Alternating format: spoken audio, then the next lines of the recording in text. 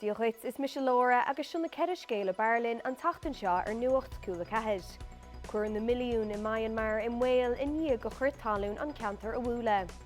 Dar le UNICEF go méid tionachar ag an grit talún ar heilig agus pobil, agus tá cabhar chéimúil á chur ar fáil. Richiú rún muíine sa cheann cóirlia Verona Murphy an tatan seo. Ba é seo an chéadúir riamh a tharla vótaid in sort seo maidir leis an gceann cóirlia sa dál. Hu a múntarí daltaí agus tuismóirí in man agóide I gceantar chuisearige an tatan seo. Níl na pobl sásta leis an bríomhmhóthar os córas scoilní an ár a trí sé, agus tá siad a gcéire go mbeadh sé níos sábháilte.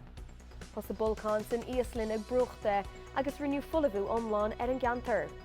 Dar le hifig meteorólaíochta na Íoslanne thosa an bruachta seo le crit talún agus scapú leabhar agus deatoch go scioppaí.